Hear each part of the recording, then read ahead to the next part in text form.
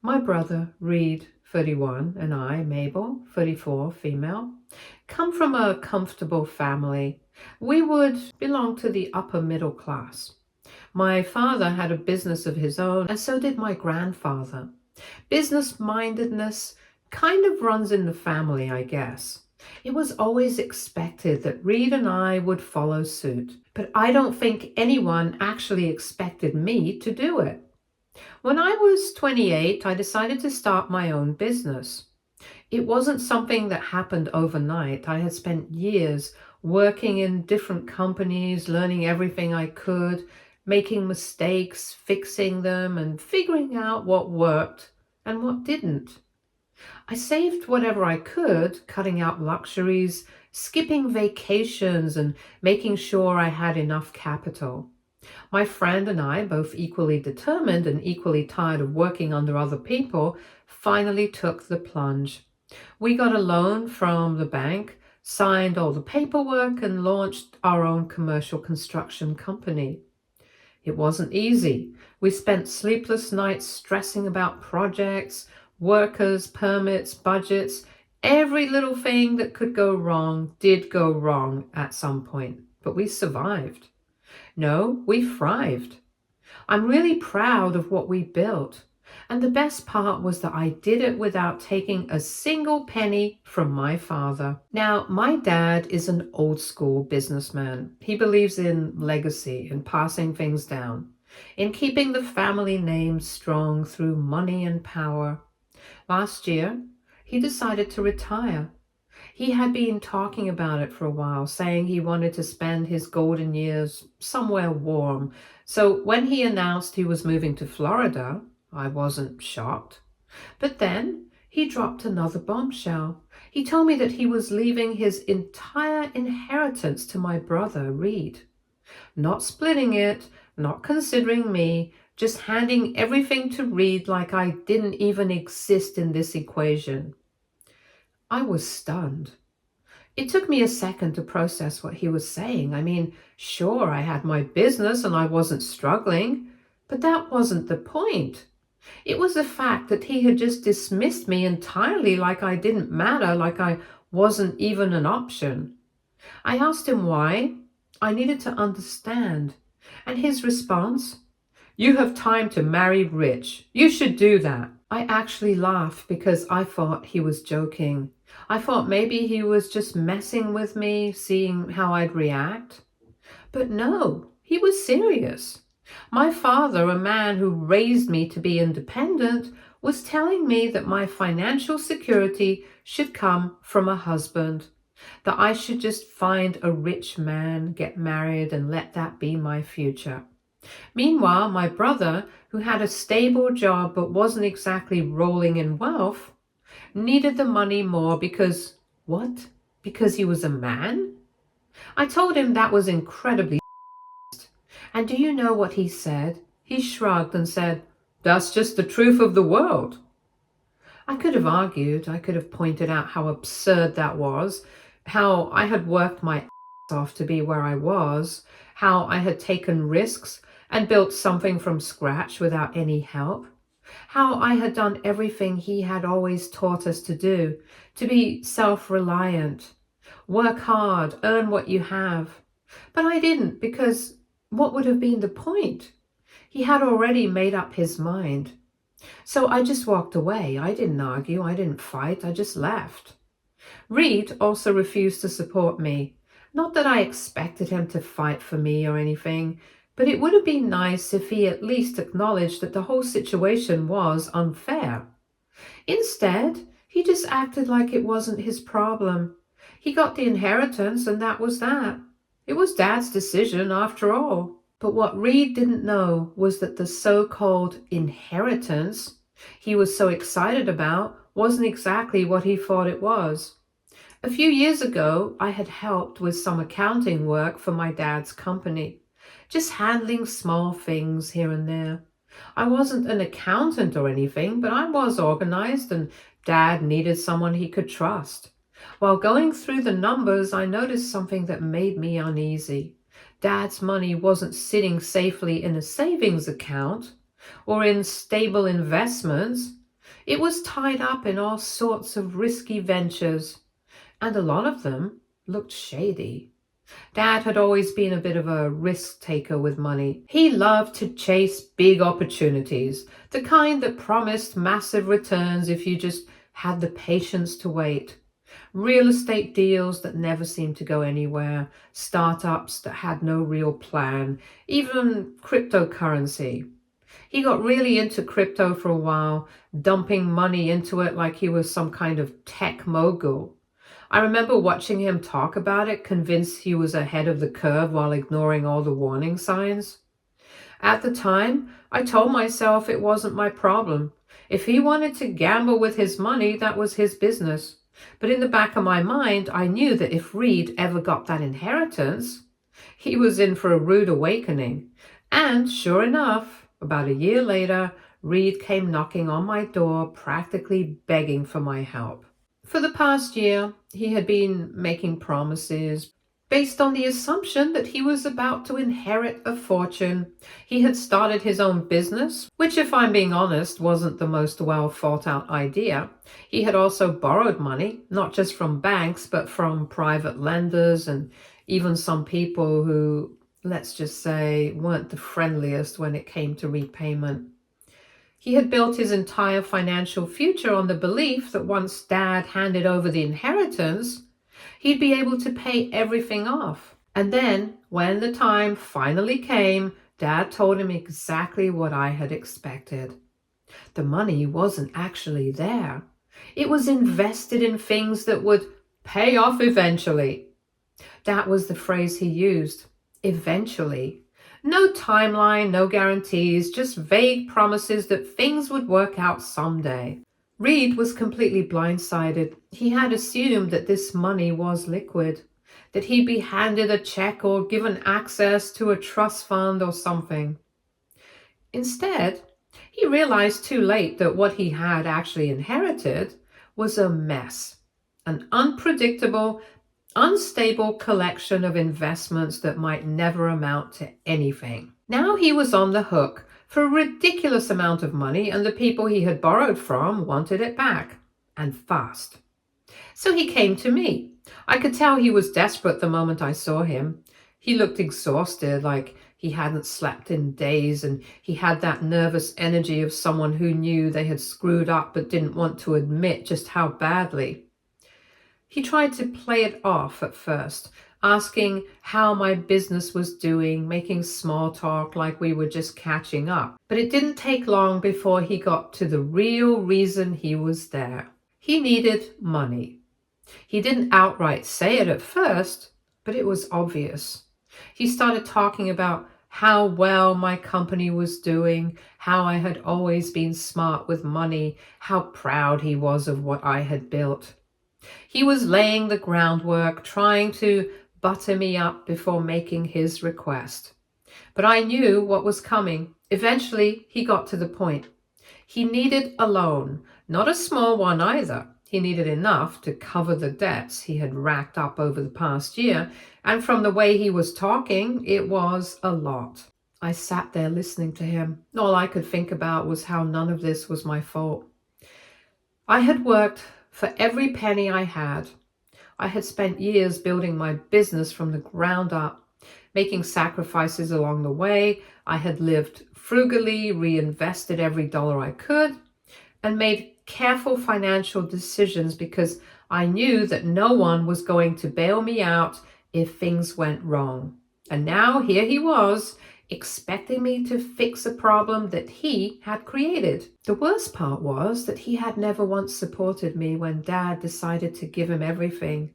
When I was told that I should marry rich instead of expecting an inheritance, he had just stood there letting it happen. He had never once questioned whether it was fair, never once thought about whether I deserved better. But now that he was in trouble, suddenly he wanted to act like we were in this together. I asked myself, what would have happened if the roles were reversed? If I had been the one struggling and he had been the one with money, would he have helped me? And the answer was obvious. He wouldn't have. So I told him no. He didn't take it well. He tried to guilt me, saying that family is supposed to help each other, that he would do the same for me. He even got a little angry, as if I owed him something just because we were siblings. But I stood my ground. I wasn't going to clean up his mess. He left after that, looking completely defeated. I don't know what he's going to do next. Maybe he'll figure something out, or maybe he won't. Maybe Dad's investments will pay off eventually, and he'll get the money he was promised. But that's not my problem. But over the next few days, I kept uncovering more and more of the absolute disaster Reid had created. At first, I thought he had just messed up his personal finances and taken on some bad loans. That alone was bad enough. But then I found out he had done something even worse. He had put our parents' house up as collateral for a loan from a shark. And now those people were threatening to sell it. That house meant everything to me. It wasn't just a building, it was where we grew up, where so many memories lived.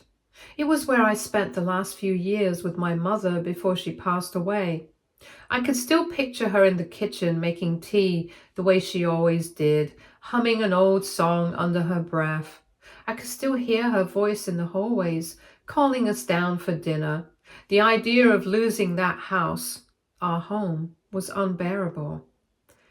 I don't know what Reid was thinking. He knew what that house meant to me. He knew how much I loved it, and yet he had risked it all because he thought he had an easy way out with Dad's so-called inheritance. He was so sure he'd get all this money that he never stopped to think about what would happen if things didn't go his way. I wasn't about to let him destroy one of the only things I had left of my mother, so I decided to step in. I contacted Reid and told him that I was willing to help with the house.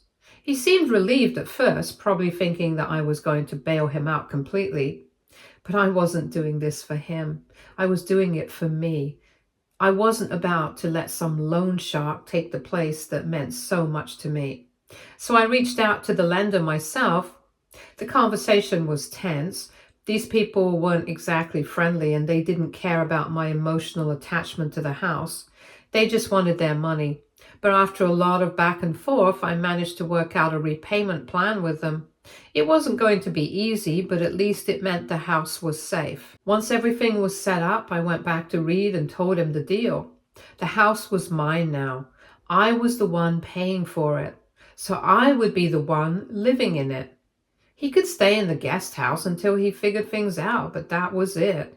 He didn't take it well. He tried to argue that the house was big enough for both of us, that we could live there together, but I wasn't having it. The way I saw it, he had put the house in danger. He had made the reckless choices, and I was the one fixing everything. If I was taking responsibility, I was going to set the rules. And the first rule? Boundaries. I told him straight up that I didn't want to live with him. I needed space, and I wasn't going to deal with his mess every single day under the same roof. The guest house was more than enough for him. It had its own entrance, a small kitchen, a bathroom. He wasn't being thrown out onto the streets. He just wasn't going to live in the house with me.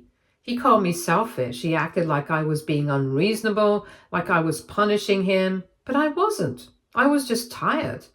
Tired of cleaning up after him. Tired of watching him make mistake after mistake and expecting other people to fix it. He moved into the guest house, but he made sure I knew exactly how he felt about it. Every chance he got, he threw little jabs my way. He called me a selfish, cold-hearted more times than I could count. If I walked past him outside, he'd make some passive-aggressive comment about how I was enjoying my little kingdom while he was banished to the back like some unwanted guest. He even tried to get mutual friends involved, telling them how I had stolen the house from him and left him with nothing. He still doesn't get it. I didn't take anything from him. He gave it away the second he put it up as collateral. He risked something he had no business risking. I was the one who saved it. I was the one paying the price. He still doesn't seem to have learned anything. He keeps acting like I'm the villain in his story, like I'm the one who did something wrong. He refuses to take responsibility for any of it.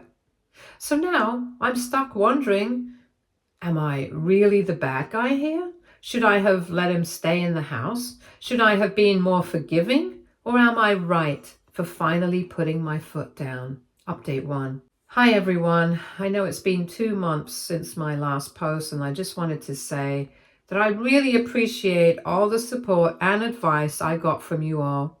Seriously, I didn't expect that much engagement, but it helped me feel like I wasn't crazy for setting boundaries.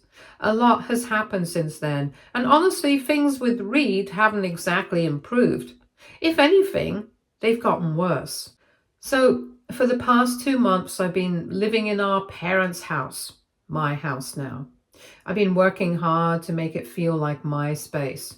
But of course, Reid has not made this easy.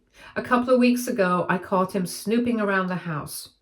And to this day, I have no idea what he was looking for. It was late at night, and I had been in my room winding down after a long day. I was just about to go to bed when I heard a noise downstairs. At first, I thought maybe it was just the house settling, but then I heard footsteps. My heart dropped because for a split second I thought someone had broken in. But when I quietly walked out of my room and looked down the hall, I saw Reid sneaking around in the dark with his phone flashlight on. I stood there watching him for a second, trying to process what the hell I was looking at. He was in the study, opening drawers and shuffling through papers. My first thought was that maybe he had left something in there from when Dad still lived here. But then I realized he had no reason to be in that room at all. He hadn't lived in this house for years, so I turned on the lights and said, "What the hell are you doing?" And the way he jumped, he knew he was caught. He tried to play it off, mumbling something about looking for an old document, but I wasn't buying it. If he needed something, he could have asked me. Instead, he was creeping around the house in the middle of the night like a burglar. I asked him what he was really looking for, and he just got defensive. He told me to calm down and acted like I was making a big deal out of nothing. But I knew something was off. I checked the drawers he had been going through, and I couldn't tell if anything was missing, but it left me feeling uneasy. I don't know if he was looking for paperwork, money, or some kind of leverage to use against me. But whatever it was, it didn't sit right with me. After that, I made sure to lock my office and any drawers with important documents. And then, as if that wasn't enough, Dad decided to get involved out of nowhere. Reid must have reached out to him because a week later, Dad flew in from Florida. Yes, you read that right. He actually flew in just to push me into giving Reid money. He showed up at the house one morning completely unannounced. I opened the door to find him standing there with his suitcase, acting like this was some kind of family reunion. He gave me this big hug, all cheerful, like he hadn't just completely blindsided me. I knew something was up immediately. Dad doesn't just visit, especially not when he's retired in Florida, living his dream life. And sure enough, within minutes, he started talking about Reid. "Listen, Mabel," he said, sitting down at the kitchen table like he was about to have a serious heart-to-heart. "Reid's in a tough spot. He just needs a little help getting back on his feet." I just stared at him because seriously, the last time we talked, he basically told me I was on my own and that Reid deserved the inheritance. Now suddenly he cares about fairness? Now he expects me to fix things? I told him very plainly that I had already done enough. I saved the house, I gave Reid a place to stay, and I was not going to bail him out financially. But Dad kept pushing. He started going on about how family helps family and how I had a responsibility to make sure my brother didn't fail. He even tried to make me feel guilty, saying things like, Your mother wouldn't have wanted you two to be at odds like this." That one hit a nerve. I hate when people bring Mom into things, especially when they're using her as a way to manipulate me. Mom was kind, yes. She believed in family, yes. But she also believed in accountability. She was the type of person who helped people who helped themselves, not people who expected handouts while doing nothing to fix their own mess. I told Dad exactly that, and of course he didn't like it. He started acting like I was being unreasonable, that I was holding on to anger instead of just helping my brother. But I stood my ground. I told him that Reid was not my responsibility, that he had plenty of chances to get his life together, and that I wasn't going to throw away my hard-earned money just because Dad felt bad about giving him a broken inheritance. That was the moment Dad's whole attitude shifted. He sighed, shook his head, and said, "I just don't understand why you're being so cold about this." That word, cold, stuck with me.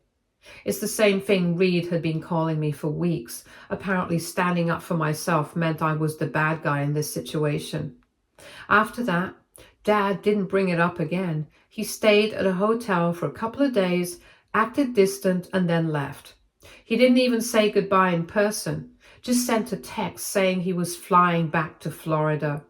Reid, of course, was furious when he found out I didn't cave. He's been even more bitter ever since, barely speaking to me unless it's to throw a passive-aggressive comment my way. The other day, I walked past him outside and he muttered, "Guess money really does change people," as if I wasn't the same person who had saved his from losing the house, as if I hadn't already done way more for him than he ever did for me. At this point, I'm done. Done explaining myself, done feeling guilty, done with all of it. I've spent so much of my life worrying about whether I'm being fair or kind or helpful. But where was that energy when I needed help? Where was my golden parachute? Oh, right. I didn't get one. So yeah, that's the update. Reid is still in the guest house, still mad at me, and still expecting the world to hand him a solution. And honestly, that's his problem now, not mine. Thanks again to everyone who gave me advice on my last post. I really needed the validation, and honestly, I'm proud of myself for standing firm. Update 2. Hello everyone. So about a week ago, I noticed that some of my expensive handbags were missing. At first, I thought maybe I had just misplaced them. I don't use them often, and some were packed away in my closet, so I figured they could have been buried under something. But the more I looked, the more I realized they were gone. And not just any bags. A few of them were gifts from my mom, pieces she had collected over the years. She wasn't really a designer bag kind of person, but she had a few that she treasured, and when she passed, she left them to me. They had sentimental value, way more than any price tag could ever reflect. Losing them felt like losing another piece of her. And that's what made my stomach drop when I realized they weren't where I had last left them. I started looking everywhere. I tore apart my closet, checked the storage boxes under my bed, even went through the whole closet in case I had put them somewhere random. Nothing. That's when my suspicion kicked in, and well, who else could I suspect but Reid? I didn't want to jump to conclusions, but let's be real. He was the only other person living on the property, and given his track record of terrible decisions, it wasn't exactly a stretch to think he might have taken them. So I went to his guest house and knocked on the door. When he opened it, I asked him point blank if he knew anything about my missing handbags. And of course he acted completely shocked. He played dumb, giving me that fake confused look like he had no idea what I was talking about. He even had the audacity to say, "Why would I take your bags? What would I even do with them?" I wasn't buying it. I watched his face carefully and I could tell something was off. He wouldn't look me in the eye. His voice was a little too casual, like he was trying too hard to sound innocent. I didn't press him right away because I knew if he had taken them, he wouldn't just admit it. So I told him, "Fine, if you see them, let me know." And I left. But in my head, I was already forming a plan. Later that evening, when Reid was out, I decided to check his guest house. I knew if he had stolen the bags, they'd be somewhere in there. I went through his closet, under his bed, even checked the bathroom cabinets just in case he was really stupid and hid them in plain sight. But I found nothing. For a second, I started to doubt myself. Maybe I really had misplaced them. Maybe I was being too harsh. But then I saw his laptop sitting on his desk. Now, I know some people might say that checking his laptop was an invasion of privacy, but at this point, I did not care. If he was stealing from me, I had every right to find out. This genius didn't even have a password. I clicked on his browser history, and within seconds I had all the proof I needed.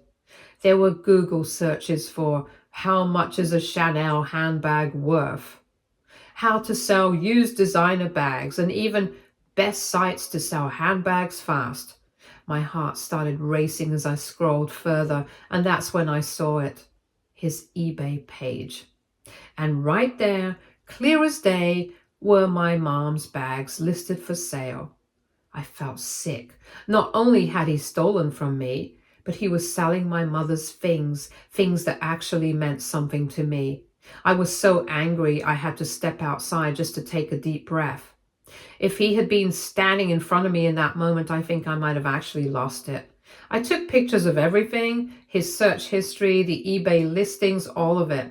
I needed proof in case he tried to weasel his way out of it. Then I waited. A couple of hours later, Reid finally came back. The moment he walked through the door, I was on him. I didn't even give him a chance to speak. I held up my phone with the screenshots and said, "Explain this." The color drained from his face. He stammered for a second, trying to come up with some kind of excuse, but I cut him off. I told him I didn't want to hear whatever pathetic lie he was about to come up with. I told him he had one option: get out by tomorrow morning, or I was calling the police. He tried to backtrack, saying he was just trying to make some extra money and that he was going to tell me eventually. He even had the nerve to say, "I was going to give you a cut of the money," like that was supposed to make it better. I told him to shut up. I was done. Done with his lies, done with his excuses, done with him. I repeated myself, "Be gone by morning or I'm calling the cops." He must have seen in my face that I wasn't bluffing, because he didn't argue after that. He just stormed off, muttering something under his breath, slamming the door behind him. The next morning I woke up early, half expecting to find him still there, refusing to leave, but to my surprise, he was gone. I've spent too much of my life trying to clean up after him, trying to be the bigger person, but not anymore. Update 3. Hi everyone. It's been almost 6 months since my last update, and honestly, I thought I was done with this whole mess. But of course, life had other plans. Reid has apparently managed to escape the lenders, which is both surprising and not surprising at the same time. I hadn't heard a single thing about him in months. No texts, no calls, no random gossip from extended family, nothing. The only reason I even found out anything was because one of the lenders showed up at my door. He introduced himself and said he's been trying to reach Reid for a while now, but Reid had basically disappeared. No return calls, no messages, nothing. So now, for some reason, this guy thought I might know where he is. I told the guy straight up, I have no idea where Reid is, and I have no intention of finding out. He seemed skeptical, but there wasn't much he could do. I wasn't about to start searching for my brother just to help the guy track him down. So the lender left. Even after everything Reid did, I was a little worried. Not because I felt bad for him, but because disappearing like that, that's not normal, even for him. So I called Dad. The only thing he told me was that he knows Reid is safe, but that's it. No details, no explanations, nothing. Just he's safe. That's all I needed to hear. Because at the end of the day, Reid is not my problem anymore. He made his choices, he burned every bridge he had, and now he has to deal with the consequences. So yeah, I think this is it. The final update. Thanks, Reddit, for listening to me rant through all of this. It's been a wild ride, but I'm finally done. Stay tuned for more stories from our girl relationships.